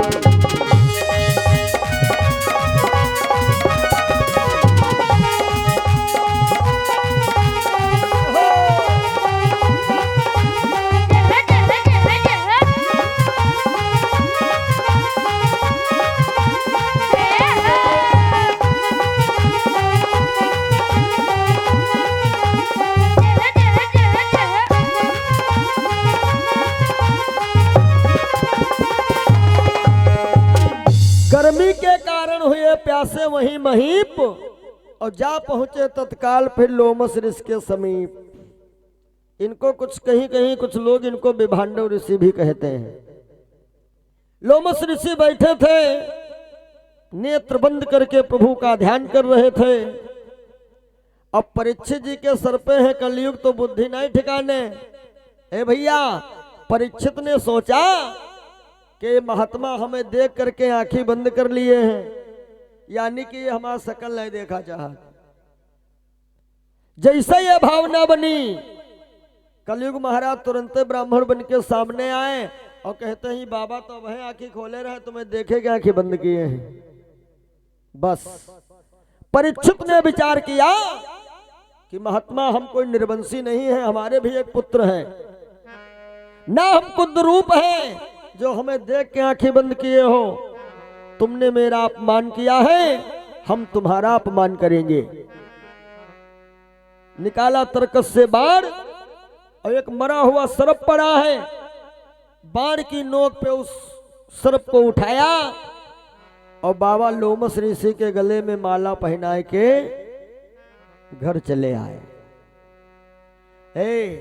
जैसे मुकुट उतार के रखा, अब बेचारे रो रहे हैं, हाय हाय हमने तो बहुत गलत किया। एक तो बूढ़ा रहे, दूसरे साधु, तीसरे ब्राह्मण। पछताए काहे रहे हैं? क्योंकि अब संगति छूट गई है। अब कहते हैं फिर पछताए होत का, जब चिड़िया चुग गई खेत। समय चूकी पुण्य का पछताने, जय हो सिया राम।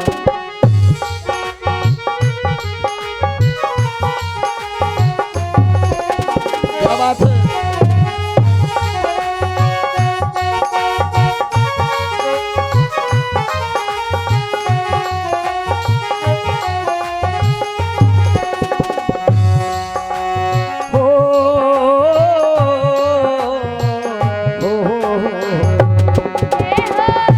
समय चूकी पुण्य का पछताने, समय चूकी पुण्य का पछताने, का पछताने। और का बरसा जब कृष्णा सुखाने, जय हो सिया राम।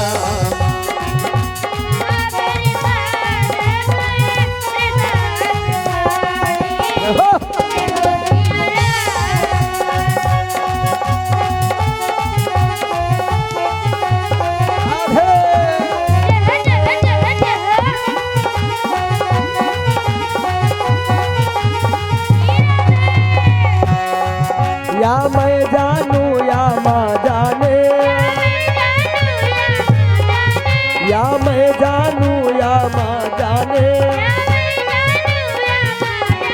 मैंने मैया जी से मैंने मैया जी से मैंने मैया जी से दिल को लगाया है या माँ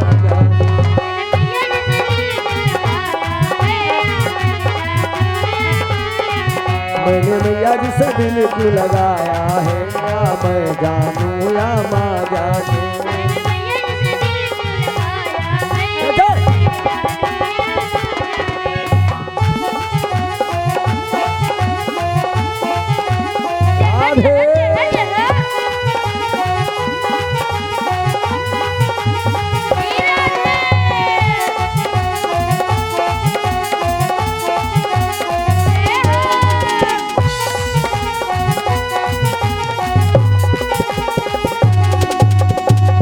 बोलो सच्चे दरबार की जय हो राम कृष्ण लाल की जय हो जय राम जय जय राम श्री राम जय राम बोलो श्री राम जय राम जय जय राम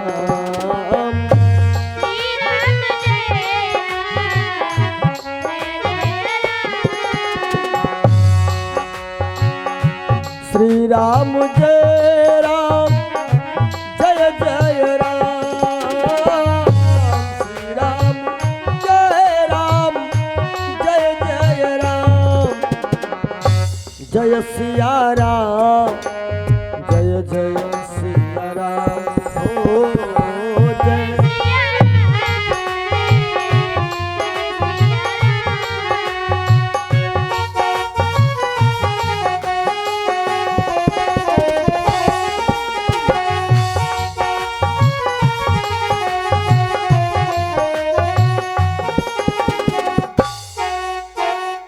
बोलो राघवेंद्र सरकार की जय हो।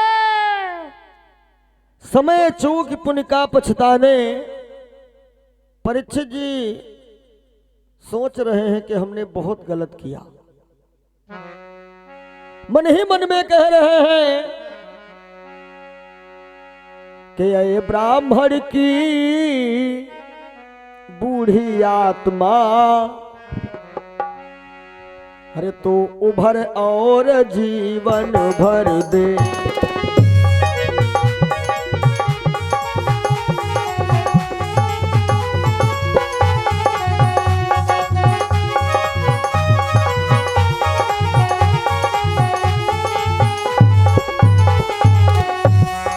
अये ब्राह्मण की बूढ़ी आत्मा तू भर और जीवन भर दे तू भर और जीवन भर दे ये साधु की सच्ची आत्मा ये साधु की सच्ची आत्मा तू मरती बार क्षमा कर दे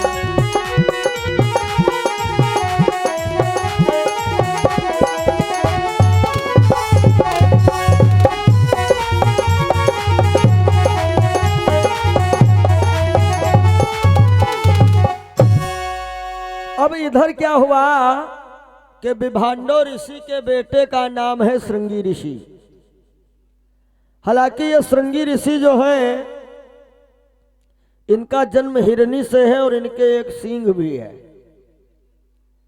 और एक कथा में आता है ये महाराज दशरथ जी के दामाद भी हैं। शांता इनको ब्याही थी। श्रृंगी ऋषि को किसी ने बता दिया कि तुम्हारे पिताजी के गले में मरा हुआ सर्प एक राजा डाल के गए हैं। श्रृंगी ऋषि आए, हाथ में जल ले लिया और उस तक्षक नाग को देखा। कहा, नागराज, आज तक हमने जो भी तपस्या की है उसका फल हमें जो भी मिला हो, जो भी मेरे पास पुण्य है, वो सारा पुण्य हम तुम्हें दे रहे हैं। आज के ही दिन, अगले दिन तुम जिंदा हो जाओगे और जा करके उसी राजा के डसना है जिन्होंने तुमको हमारे पिता के गले में डाला है। कि बस सावधान, बस सावधान, बहुत तक्षक जीवित हो जाओ।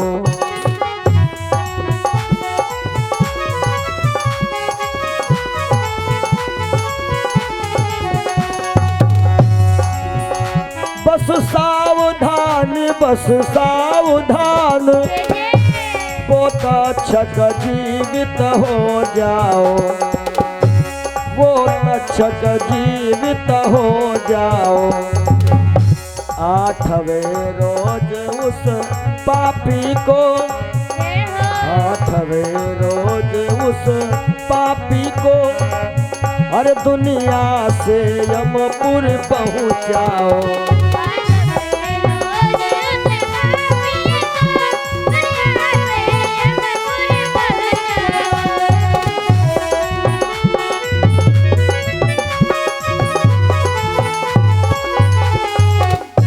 जैसे कहा कि आज ही के दिन तू जिंदा होकर के डसना है तुझे,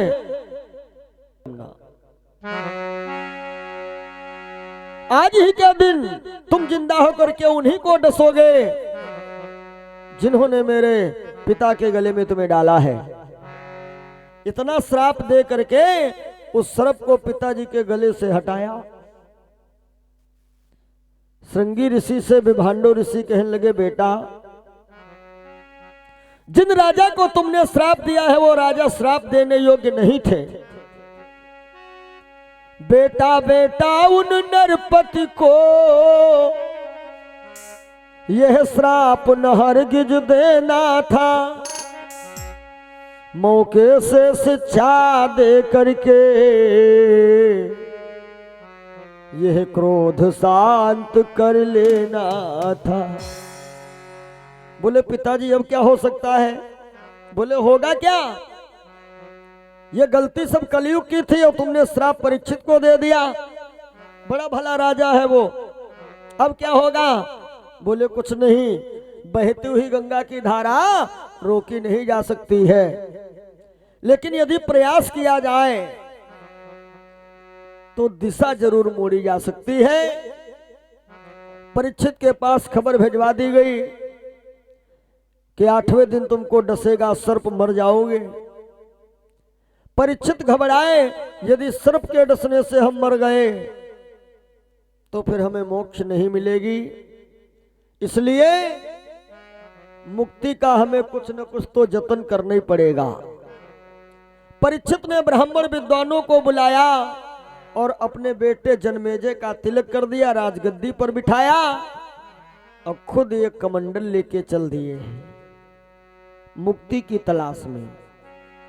सुबह शाम हरि सुमिरन कर ले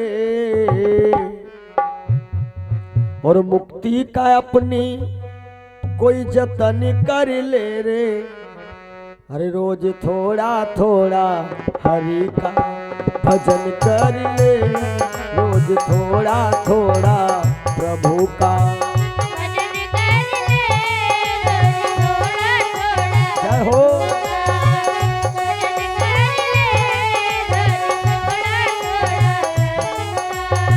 थोड़ा। आओ सब लोग कर लो भजन थोड़ा थोड़ा, तालियों की सेवा के साथ। सुबह शाम हरि सुमिरन कर ले, मुक्ति का कोई तू जतन कर ले, रोज थोड़ा थोड़ा प्रभु का भजन कर ले रे, रोज थोड़ा थोड़ा हरि का भजन कर ले, रोज थोड़ा थोड़ा हरि का। हो। भजन कर ले,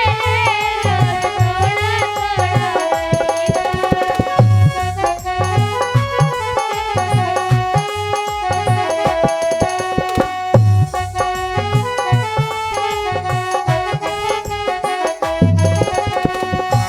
और कहते हैं संगत करे अच्छे लोगों की, संगत करे दवा मिल जाएगी सभी रोगों की, दवा मिल जाएगी।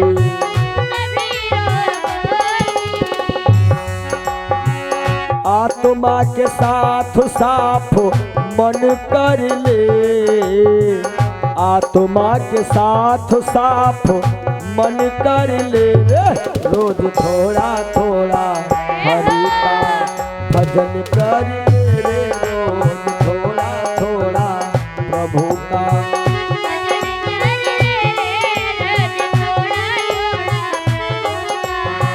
सुबह शाम हरि सुमिरन कर ले, मुक्ति का कोई तू जतन कर ले।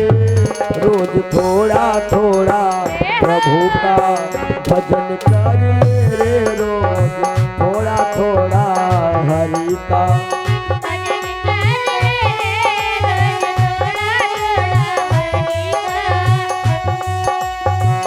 आत्मा के साथ साफ मन कर ले, आत्मा के साथ साफ मन कर ले रे। रोज थोड़ा थोड़ा हरि का भजन कर ले, रोज थोड़ा थोड़ा हरि का।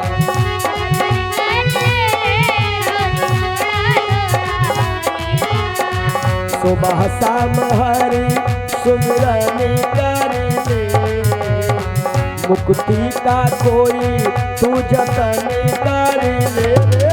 रोज थोड़ा थोड़ा हरि का भजन कर ले, रोज थोड़ा।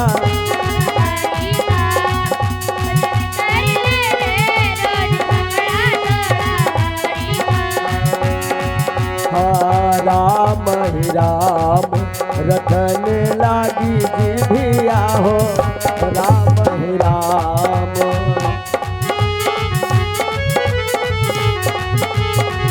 बोलो रटन लागी जिभिया, रटन लागी जिभिया, रटन लागी जिभिया। हाँ राम ही राम रटन लागी जिभिया हो, राम ही राम।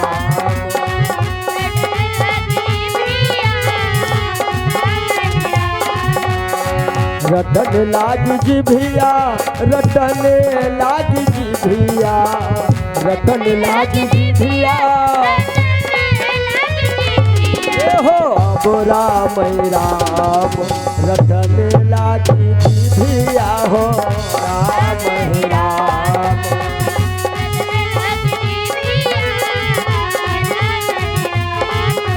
जय हो, बोलो सच्चे दरबार की।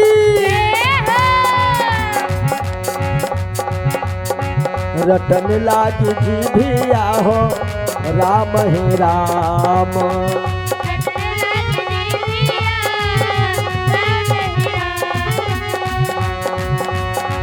नयन कहत हम दर्शन करीबे, आँखें कहत हम दर्शन करीबे।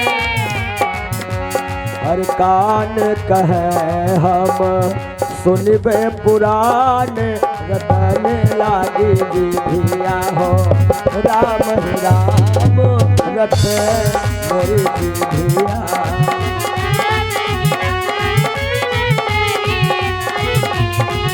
और पाँव कहत हम तीरथ करीबे, पैर कहे हम तीरथ करीबे। हाथ कहते हम करीबे दान, रटन लागी जिभिया। अब राम ही राम रटे हो मोरी जिभिया।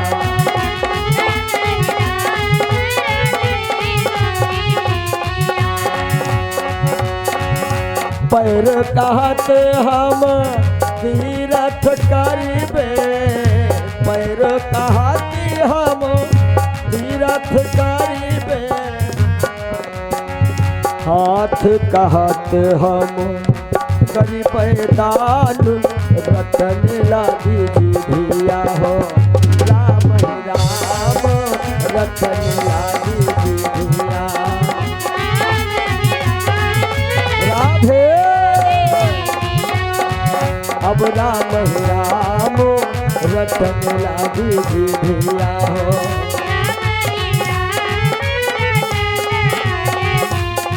हाँ राम राम रटन लागी जिभिया, राम राम रटन लागी जिभिया। बोलो सच्चे दरबार की जय हो। परीक्षित जी को जब जाते देखा लोगों ने, सब दौड़ पड़े, महाराज ये कमंडल लेके लंगोटी बांधे कहाँ जा रहे हो? परीक्षित ने कहा आज मेरे समझ में बात आ गई। क्या? कि किसी दिन खाक के अंदर हमें भी घर बनाना है और किसी के सामने अपना ये हमको मुंह दिखाना है। बहुत माला बहुत धोया समझकर देह को अपना, मगर अफसोस इसको भी यहीं पर छूट जाना है। तो हम सोच रहे हैं कि लोगों के लिए तो हम इतना कुछ बना चुके हैं, अब अपने लिए भी कुछ कमाई करें, मुक्ति की कोई डगर ढूंढ रहे हैं। गंगा जी के किनारे महाराज परीक्षित जी आकर के बैठ गए। ढेर सारे संत महात्मा आ गए। अब वहां पर यह चर्चा चलने लगी कि ये बताओ इनको सर्प डसेगा मर जाएंगे तो मोक्ष तो मिलेगी नहीं, और कलयुग में मोक्ष पाना बड़ा मुश्किल की बात है। तो किसी संत ने कह दिया सुनो, कलयुग में मोक्षदायिनी श्रीमद् भागवत महापुराण की कथा है, यदि इनको भागवत महापुराण की कथा सुना दी जाए तब तो इनको मोक्ष मिल जाएगी। नारद बाबा ने कहा सुनाइए व्यास जी। तो व्यासदेव जी ने कहा हम तो केवल लेखक हैं, कथावाचक नहीं हैं। तब बड़ी समस्या थी। आजकल तो कोई समस्या नहीं, बहुत कथावाचक है। सुबह विचार बना लो, शाम की व्यवस्था रेडी, कथा होने लगे। व्यास जी ने कहा हम तो केवल लेखक हैं, कथावाचक नहीं हैं, फिर कथा इनको सुनाएगा कौन? तो पाराशर जी बैठे थे, कहने लगे मोक्षदायिनी श्रीमद् भागवत कथा जो है यानी अमर कथा, ये हमारे पोते को मालूम है। पोता कौन है आपका? बोलो सुखदेव जी महाराज की जय हो। नारद ने कहा तो उनको बुलाओ, कहाँ है वो? पाराशर जी ने कहा बुलाएं क्या, जब से वो पैदा भय तब से घर ही नहीं आए। इनको वैराग्य गर्भ में ही हो गया था सुखदेव जी महाराज जी को, और जैसे इनका जन्म हुआ था तो नार विवार सब लपेट के कमर में भागे चले गए थे। तो नारद जी ने कहा लाओ हम उनका पता लगावें, तब वो कथा सुनाने यहाँ आएंगे। व्यासदेव कहने लगे नारद, हर किसी पे तुम्हारा जादू चल जाता है, लेकिन हमारे पोते पर तुम्हारा जादू नहीं चल पाएगा। नारद ने कहा हमको उनके जन्म की विस्तार से कथा बता दो और हम तो उनको ढूंढ करके जरूर ले आएंगे। तब महाराज सुखदेव जी के जन्म की कथा व्यासदेव जी ने देव ऋषि नारद जी को बताया। अब बाबा नारद जी खोज करके महाराज सुखदेव जी को लाते हैं। जैसे सुखदेव जी उस सभा में आए तो सबसे पहले पाराशर जी ने साष्टांग प्रणाम किया। तो परीक्षित ने कहा तुम्हारा तो ये पोता है, नंगे नंगे आया है, फिर भी आप पैर छू रहे हो। पाराशर जी ने कहा राजन, हम इनके शरीर को नहीं बल्कि इनके ज्ञान को प्रणाम कर रहे हैं। अब ये रिश्ते नाते बाबा दादा ये सब क्या है? ये तो एक नाटक का खेल है, झूठे रिश्ते नाते हैं। मालिक की अदालत में चलेंगे, वहां कोई किसी का ना बाप है ना कोई किसी का बेटा है। क्यों? क्योंकि हमारे आपके अंदर, सबके अंदर एक ही पावर दौड़ रहा है, ईश्वर अंश जीव अविनाशी। इसीलिए गोस्वामी बाबा कहते हैं सिए राम में सब जग जानी करो प्रणाम जोर जुग पानी। बाप बेटा भाई पत्नी ये सब जितने रिश्ते हैं ये सब बनावटी है, केवल मृत्यु लोक में, परमात्मा के वहां कुछ नहीं। पाराशर जी ने कहा हम इनके ज्ञान को प्रणाम कर रहे हैं और ये तुम्हारा परम सौभाग्य है जो ये महान मूर्ति यहाँ आई है। राजन तुम भी प्रणाम करो, कल्याण होगा तुम्हारा। तब परीक्षित प्रणाम किए, महाराज हमें श्राप लगा है, एक दिन तो बीत गया। सुखदेव जी ने कहा कोई बात नहीं, 7 दिन रह गए, 7वें दिन में हम तुमको सप्ताह विधान श्रीमद् भागवत महापुराण की कथा सुनाएंगे, तुम्हारा कल्याण होगा, तुम्हें मोक्ष मिलेगी। अब ये सप्ताह विधान क्यों रखा गया? क्योंकि जिंदगी की सच्चाई यही है कि हम लोगन की सबकी जिंदगी 7 दिन की है। दिन 7 ही है, इतवार से लेकर शनिवार तक। 7वें दिन में पैदा हुए, 7वें दिन में बड़े हुए, 7वें दिन में सब कुछ होके मर जाते। मानो इतवार को पैदा हुए, सोमवार को बड़े हुए, मंगल को स्कूल गए, बुध को जवानी आई, बेफक बिहाव हो, शुक्रवार को बुढ़ापा हुआ, शनिचर मर गए। लूटना है लूट लो, बिन दाम राम बिकात है, और उठ बजरिया जाएगी, अब रह गए दिन 7 है।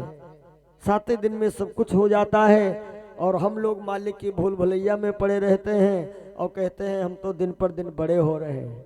नहीं, बड़े तो हम आप उस दिन हुए थे जब हमारा आप लोगों का जन्म हुआ, बाकी दिन प्रतिदिन हम छोटे हो रहे हैं। सुखदेव जी महाराज कथा सुनाने के लिए बैठे, परीक्षित जी कथा सुनने के लिए बैठे। सुखदेव जी ने पहले यही बताया कि कथा है क्या, जिसको सुनकर कुछ ज्ञान न हो तो राजन व्यर्थ कथा है वो, और जिस कथा में तबीयत ही ना लगे फिर कथा नहीं है, व्यथा है वो। कथा सुनने के नियम विधान महाराज परीक्षित जी को सुखदेव जी ने बताया है। अब सुखदेव जी महाराज कौन सी कथा परीक्षित जी को सुना रहे हैं, ये चर्चा हम कल दिन की बेला में करेंगे। आप सभी भक्तजन दिन की बेला में फिर अधिक से अधिक संख्या में पधारिए, हमसे जुड़िए और इस कथा का आनंद लाभ आप लीजिए। ये मोक्षदायिनी श्रीमद् भागवत महापुराण की कथा कलयुग में बहुत ही महत्वपूर्ण कथा है। सुखदेव जी महाराज परीक्षित जी को क्या सुनाएंगे, ये चर्चा हम कल दिन की बेला में करेंगे। आइए भाव के साथ में बोले प्रभु का नाम, फिर प्रभु की आरती प्रसाद, और आप लोग आरती प्रसाद के साथ साथ में जाएंगे, बगैर आरती प्रसाद के कोई भक्त नहीं जाएंगे।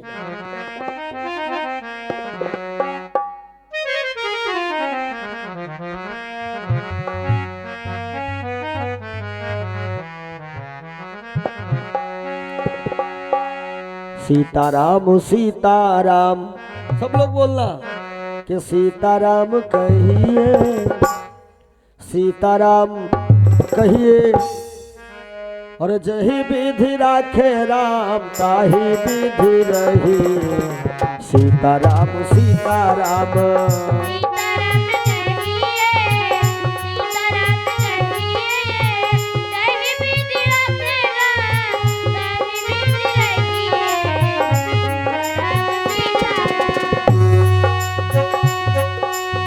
सीताराम सीताराम सीताराम कहिए, सीताराम सीताराम सीताराम कहिए, सीताराम सीताराम सीताराम कहिए, सीताराम कहिए। जही विधि राखे राम ताही विधि रहिए। सीताराम सीताराम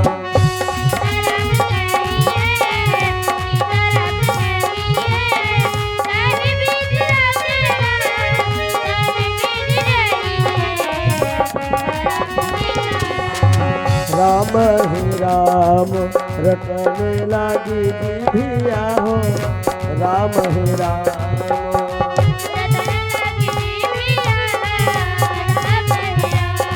हर रटने लागी जिभिया, राम ही राम। बोलो राम कृष्ण लाल की, मदन गोपाल की। अपने स्थान पे सभी भक्त खड़े हों और करें प्रभु की आरती, फिर हुआ है प्रसाद वितरण। आप लोग आरती प्रसाद लेकर के ही जाएंगे।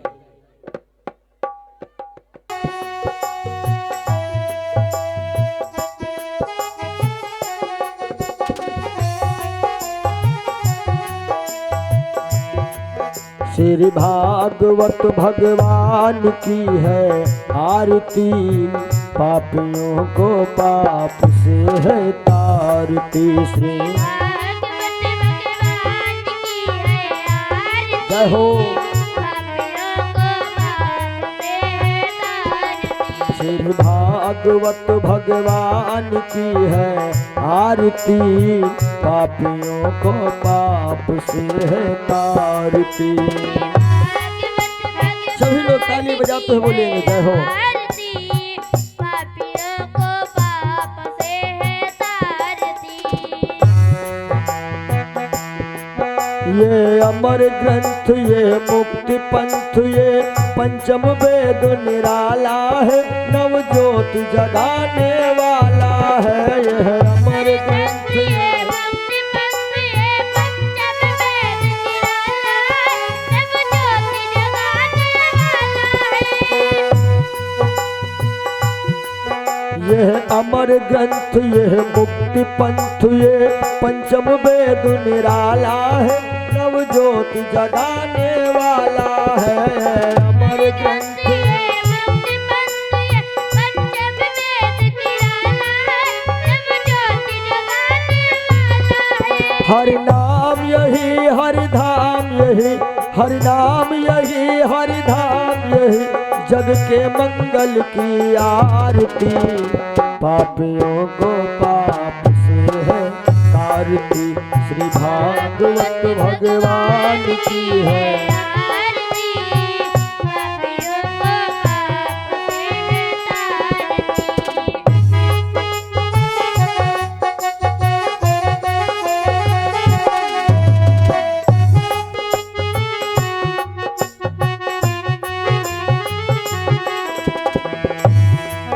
यह शांति गीत पावन पुनीत, पापों को मिटाने वाला है, हरि दर्श कराने वाला है। यह शांति गीत पावन पुनीत, पापों को मिटाने वाला है, हरि दर्श कराने वाला है। ये सुख करनी, ये दुख हरणी, ये दुख, ये सुख करनी, ये दुख हरणी, श्री मधुसूदन की आरती, पापियों को पाप से है तारती। श्री भागवत भगवान की है आरती, पापियों को पाप से है तारती। श्री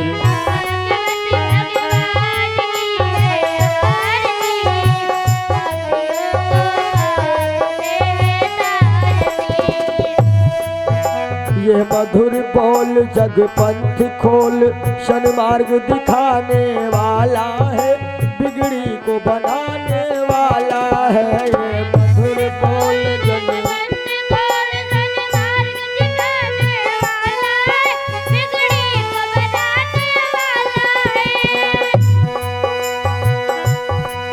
श्री राम यही, घन श्याम यही, श्री राम यही, घन श्याम यही, प्रभु की महिमा की आरती, पापियों को पाप से है तारती। श्री भागवत भगवान की है आरती, पापियों को पाप से है तारती। श्री भागवत भगवान की है आरती, पापियों को पाप से है तारती।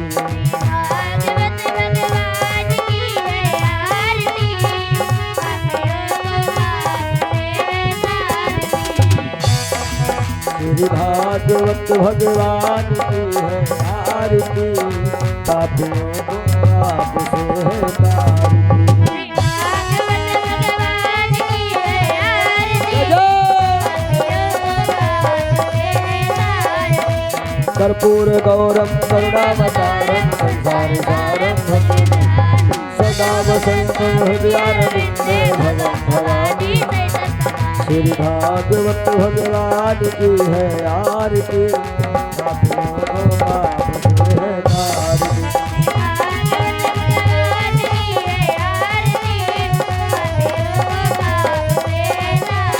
श्री भागवत भगवान की है आरती, पापियों को पाप से है तारती।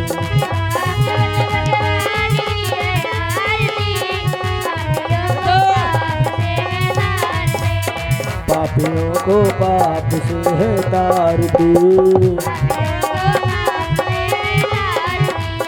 पापियों को पाप से है तारती।